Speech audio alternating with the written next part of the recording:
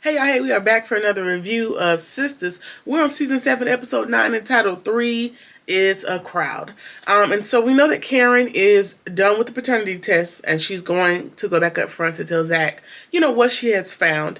She told him, like, listen, she is damn near speechless for the first time in 7 seasons, right? And so she's up there talking to Zach and she's telling him, like, listen, we having twins. He don't hear nothing after we possibly could be sort of having twins. He's uber excited, and again, she's damn near speechless. But she does remind him, like, listen, the results won't be back for another few days. We got to deal with not knowing who is the daddy of these babies at this point. Either way, he's already sure, like, I'm the daddy, da da da da, again, with no confirmation.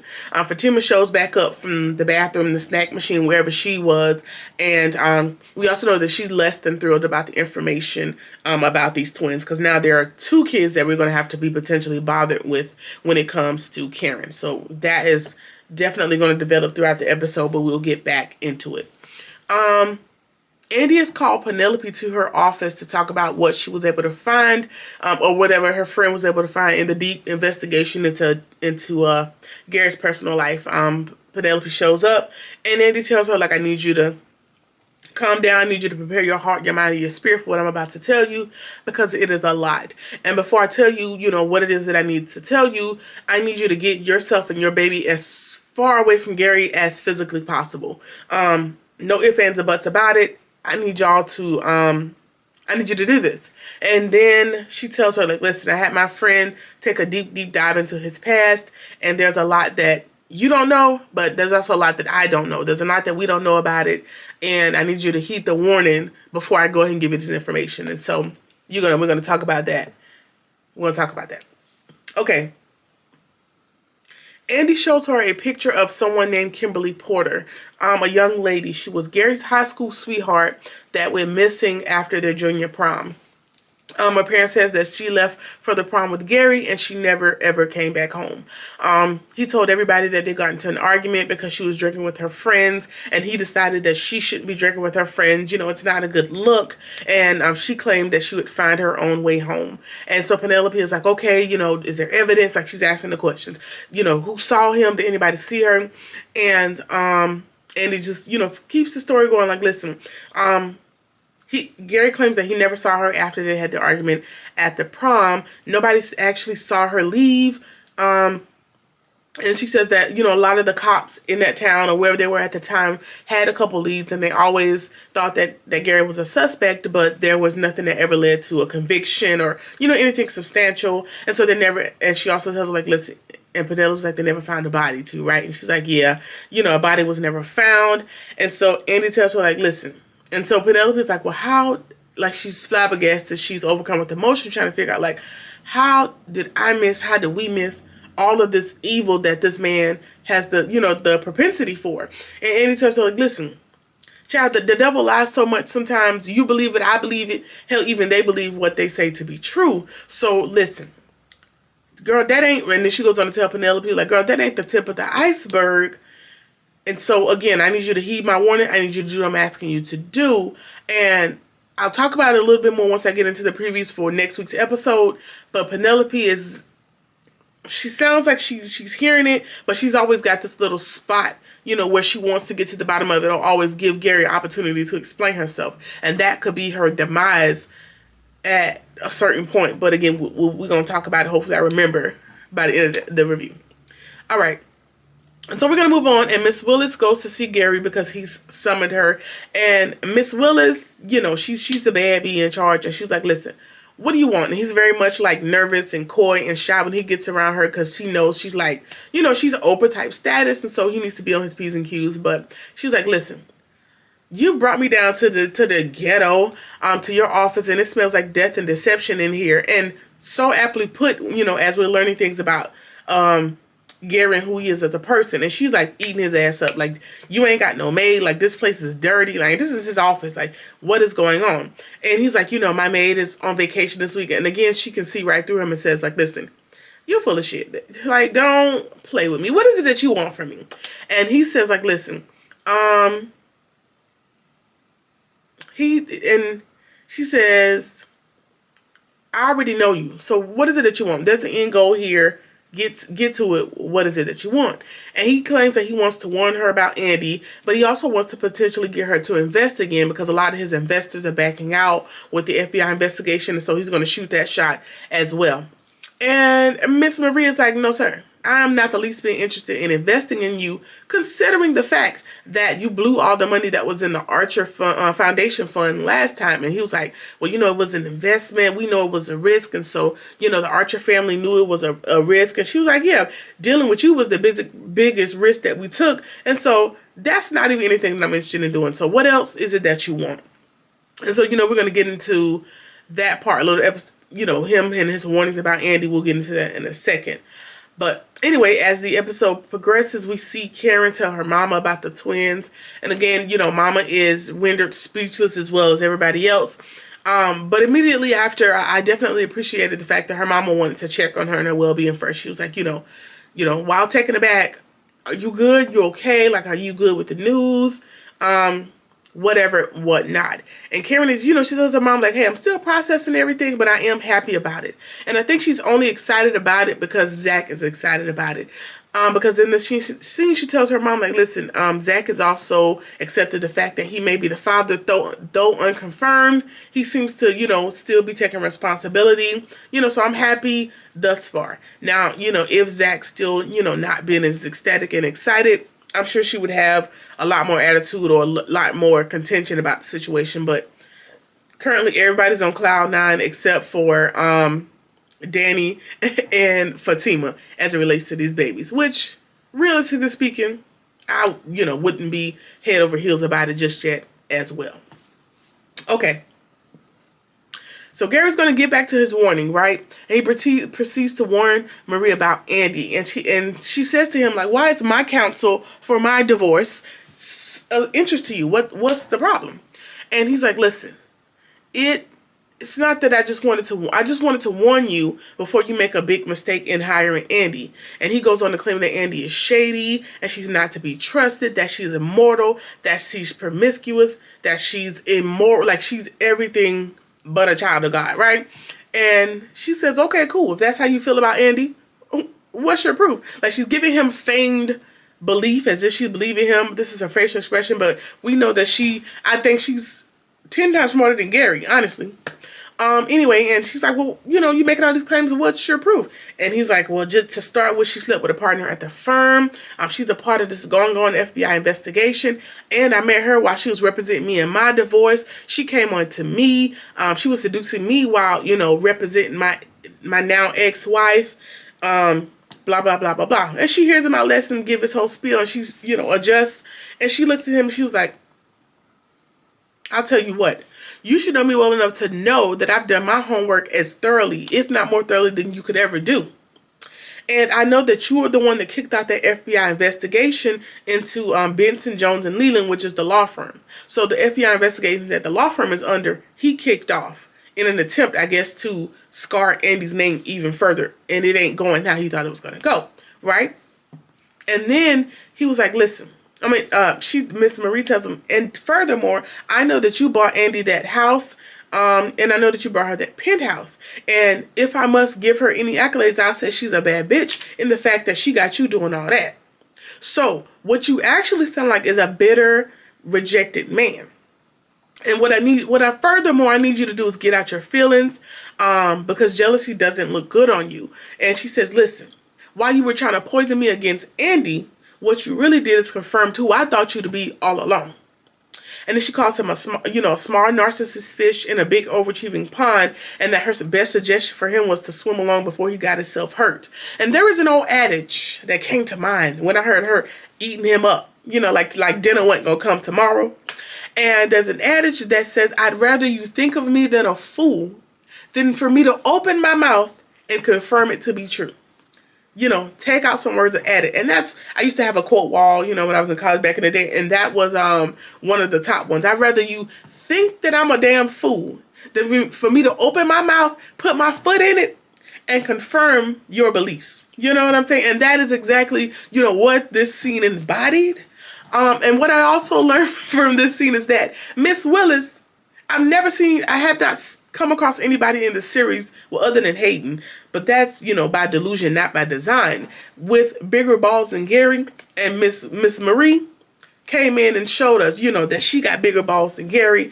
And if anybody's going to take his name down and put him in place, it's going to be Miss Marie.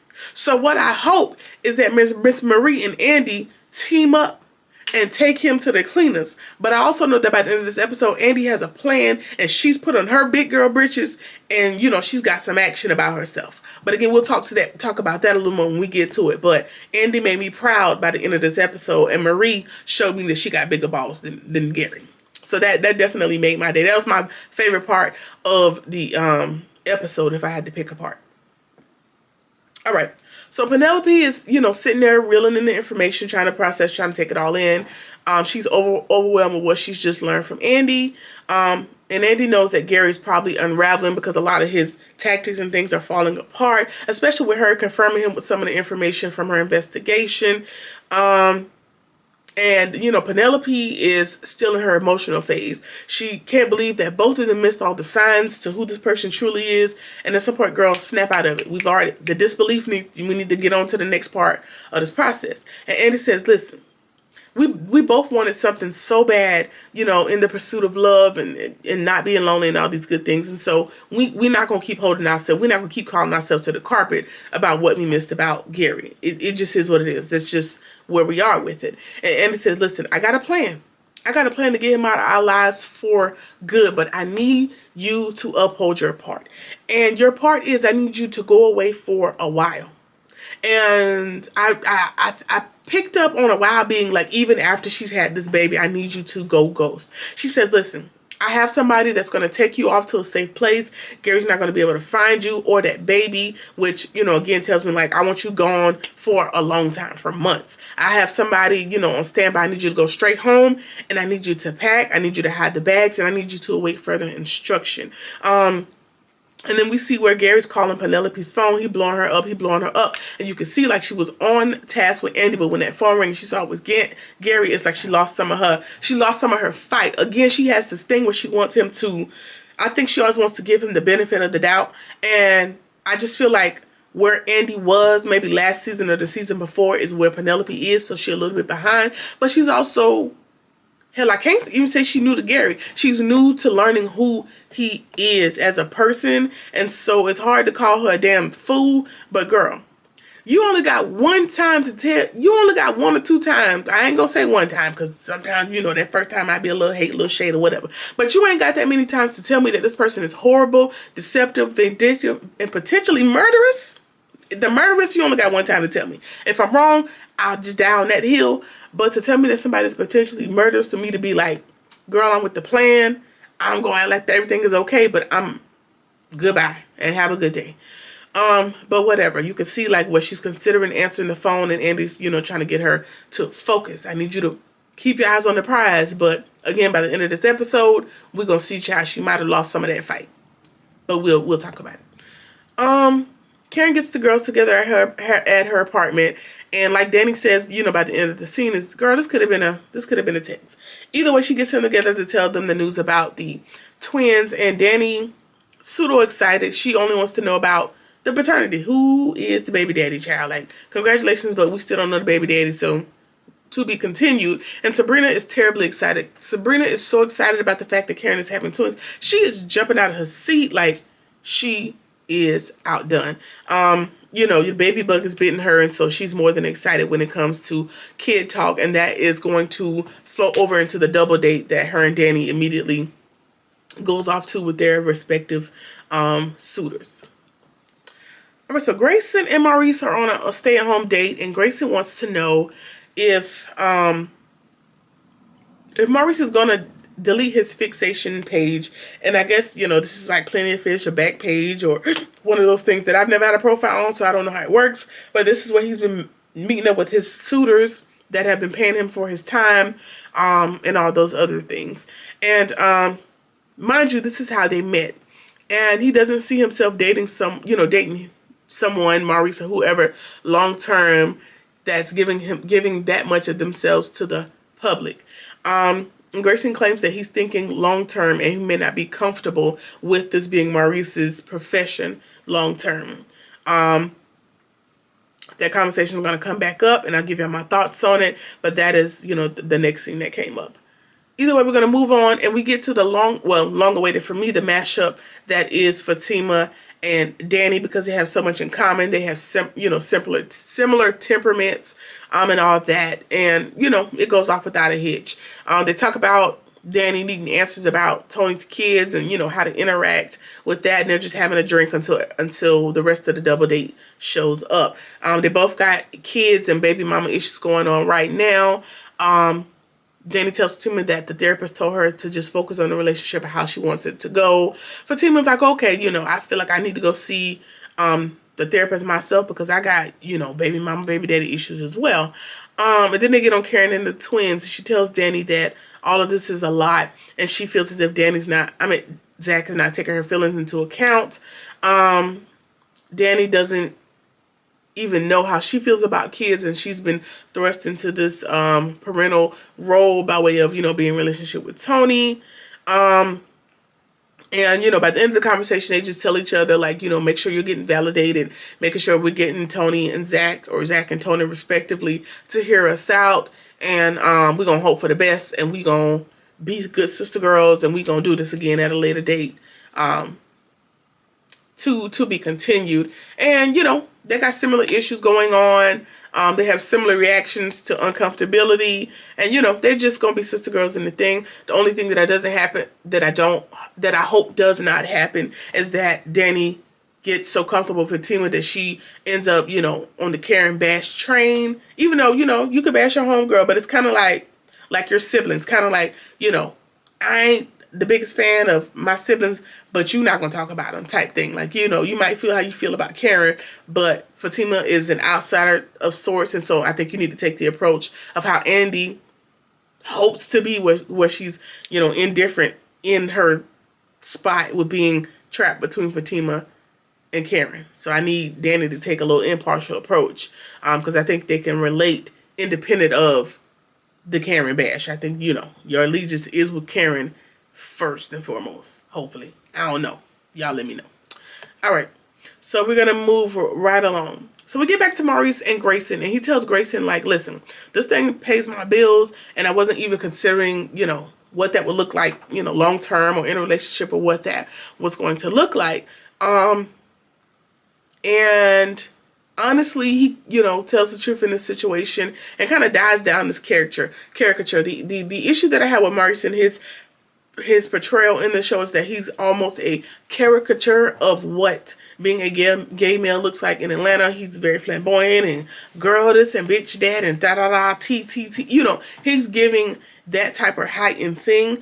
And, most of the gay boys that I've come into contact with are not that sort of overzealous, over-exaggeration of what those people look like. So I just wish Tyler would dial it down a little bit. And hopefully we get more of that in Grayson and Maurice's interactions. Getting back to the story. Either way, he, has a little same moment. He admits that, listen, I've been waiting for Sabrina to become branch manager so I can get my job back at the bank. I don't think that you should bank, no pun intended, that you should bank on that. However, Grayson says, listen, I'm not making no demands, but I do hope that, eventually what's mine is mine. I don't like it. I'm going to finish out the thing, but I don't like that whole ownership thing. I don't like it. I don't want to argue with y'all about it. I don't like the concept that people think they're in ownership of other humans. Pisses me off. I don't want to fight about it. And then I go to get further pissed when Maurice offers to stop his fixation account, his livelihood, and offers to live off of his 6 months worth of savings that he's amassed by taking these clients in order to look for something more permanent. Grayson seems satisfied, and that's cool if it works for them, but it pissed me off because this is, first of all, this is his livelihood, for one. For two, this is how he pays his bills. For three, this is how you met him. So I don't think that it's fair for you to barely be in a relationship. Mind you, I don't even think they've considered that this is an official relationship and change his employment. ultimately, in the long and the short of it, this is his employment. Don't get me wrong. I think that the job is like a webcam situation. I don't think he meeting up with these people. Maybe there's a tier where he is meeting up, fulfilling, some fantasy. What I don't know. I ain't seen it on the show yet. I'm just gonna say he's a little webcam model. That's what I'm gonna describe it as, right? And so, I don't deem it fair for you to change his employment. Unless you're trying to pay these bills for him. Because there was a point where Grayson was like, well, dog, you saved that amount of money, enough money to live off of for 6 months. Maybe you need to keep that little job or whatever. No, don't backpedal. Don't change your mind because you see the money is good. Either way, my opinion is I don't think that it's fair. Why did I put that on there? That it's fair for you to ask him to cease his employment because that people got bills. Like it's hard out here in this economy, child. Let that man make his money because that's what he's doing. If he gets back into the bank, cool. I just don't think it's your job to tell him to change his profession. That's me. That's just me. If y'all want to talk about it in the comments, we can talk. We're not gonna argue. We're gonna talk about it. Go act civilized, okay? All right. Moving right along. We're at the double date with Tony, Danny, Sabrina, and Rich. Tony and Sabrina are gushing over the kids. He's ecstatic about the kids potentially being with him full time for the short term. She want to see pictures of the kids. Like everybody, they're gleaming, and the rest of the adults at the table are looking like, can we quit with the baby talk? Sabrina is more than happy to listen to him talk about the kids, while Rich and Danny are the absolute most uncomfortable because Danny doesn't even know how she's feel about this yet, and Rich don't want to talk about no kids because this is the last thing on his list of things to do, talk about, see, smell, and be about. Then we try to move on, and Rich is accidentally like, how was your day? Since they ain't talking to us, we're going to talk to each other. And, everybody apologize or whatever. And we move on like, how was your day? And Sabrina's like, I had a good day. I got good news to share. And Sabrina's good news to share with the table, like a damn appetizer, is about Karen and the twins. And child, nobody was excited. No, you could cut the tension with a knife. Nobody was excited to hear about Karen's news as Sabrina's good news for the day, child. But again, she is happy to be Auntie Sabrina, and the baby bug is bitten her, so anything that relates to kids right now, she's gonna be more than ecstatic about. I'm not mad that she's happy for her friend, but girl, read the room. That's all I have to say about that. Fatima gets home and we have to talk about the issues yet again, even though I feel like Zach is receptive. She tells him how she felt disregarded. He apologized. She tells him again that he's all in invested on these twins without confirmation first. And so he's like, my bad. I was wrong. I got too excited. I had it wrong. My fault. My bad. It's my fault. And, we have resolved the issue yet again. However, it's always like Fatima's on the edge of glory. She always on her last straw, and it just makes me frazzled. It makes me frazzled because I feel like Zach is receptive. She just blows it out of proportion, and then we have to kind of come back. It's like a slinky or like a daggone yo-yo where it's always just these massive blow-ups to come back to massive blow-ups. And it'd be like, today we're good, tomorrow we're not. Today we're good, tomorrow we're not. And it is exhausting for me. Moving on. All right. Gary's watching the news. And we hear on the news that the girl that accused upcoming potential councilman Jordan, the little white girl that accused him of all that stuff, has recanted her statement. She claims she tells whoever she told that she lied on Jordan. And that's it. That tactic is out the window. And now Gary's completely unhinged, and he done ruined yet another laptop. And him and his assistant has to figure out what's their next course of action. They drowning. They political tactics is out the window. It's just a whole lot that's happening. And so Gary immediately blames it on Andy. She knows somebody that got the girl to recant the statement. And even the assistant is like, I don't really think Andy had nothing to do with that. I don't think she got enough pull. I don't even think she's that deeply invested in knowing, the extent that you went to get that set up. But Okay. So the even the assistant knows that Gary is off his rocker, right? And he needs to know who made that girl recant her story. Now he's on a mission to figure out who got that girl to recant his story. And now all the B words in his life are crazy and they're nosy and they're intrusive. It's Andy, it's Penelope, it's the white girl, it's Miss Marie. Every woman that he's ever come in contact in his life is the problem. This is where Gary is, right? And now he tells the assistant, remember that conversation we had not that long ago? And he's like, yeah, but are we executing that plan now? And he's like, yeah, now I need to take her out.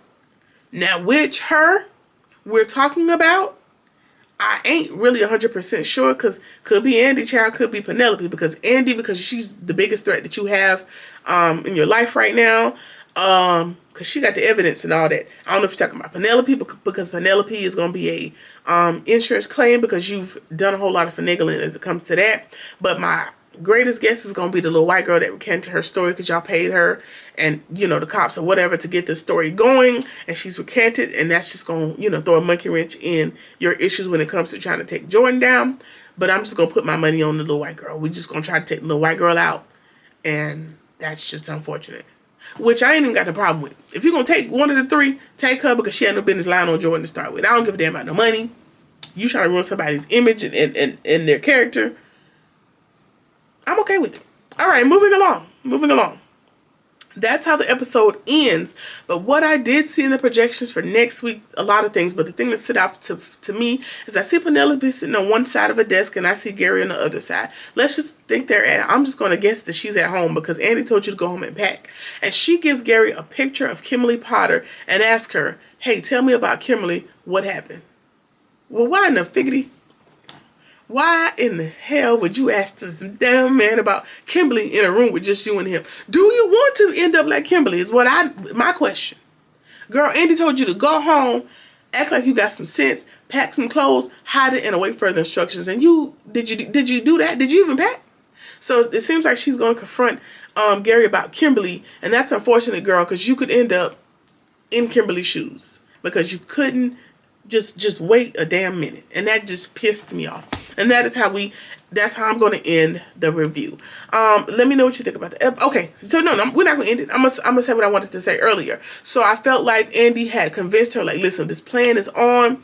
I already got a plan. I just need you to lay low. I'm gonna handle everything else. And you get home, and I guess you're overcome with this, like I said, this thing to give him an opportunity to explain himself, which is why you end up asking him about Kimberly Potter in the next episode. Again, that could prove to be a detriment, and that's unfortunate. That's unfortunate for you, because I wouldn't know nothing. Mom will be the word. Child be somewhere baking cookies and cakes until I can hightail it out of town to the witness protection program. But that's just me. All right, let me know what y'all think about the episode. I'm going to talk about it in the comments. Like, comment, share, subscribe, or whatever it is that you feel like doing, and I'll see you in the next one. Peace.